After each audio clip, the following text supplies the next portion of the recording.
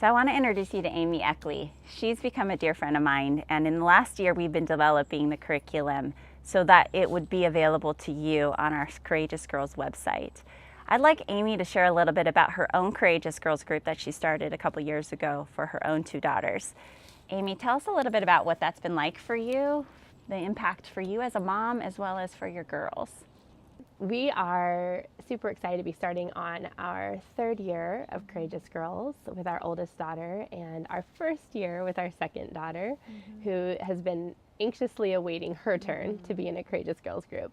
And I think one of the favorite things of being part of a Courageous Girls group for me as a mom has been watching how my daughter has taken the tools that we practice and that she learns in our discussions with our small group, as well as in one-on-one dialogue with me, and then is able to implement them on her own at school.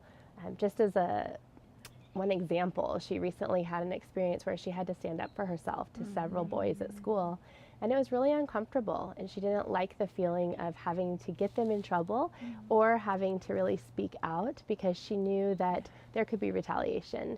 But through role-playing at home, through conversations that we've had over and over again repeatedly in our Courageous Girls setting, which is safe and which is very uplifting to her, she was able to confidently go to school, advocate for herself well, be humble and hopeful, but also be able to say what needed to be said and get leaders and teachers involved that could help her.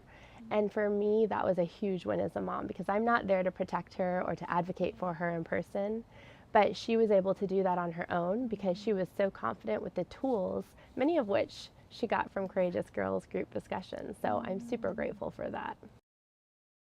So Aimee, tell us a little bit about what it's like for you as a mom and for your girls being a part of Courageous Girls. It's been awesome, and it's one of the main reasons why I feel the Lord called me to contact you and to reach out and to see what we could do to make this available to more people, because everything about it has just been so awesome in teaching my daughters more about the way God loves them, the practical ways we can put principles that we're learning together in the Bible and at home into use. One of the most specific things that stands out to me is watching my girls be able to confidently address situations that happen at school that I'm not there to necessarily protect them from or even know about perhaps, but they're able to address it, to advocate for themselves. And the best thing has been that they come home and talk to me about it. It's not something that I hear often from other parents, oh, my kids aren't talking to me, or they don't tell me what's happening at school. In fact, it's quite the opposite.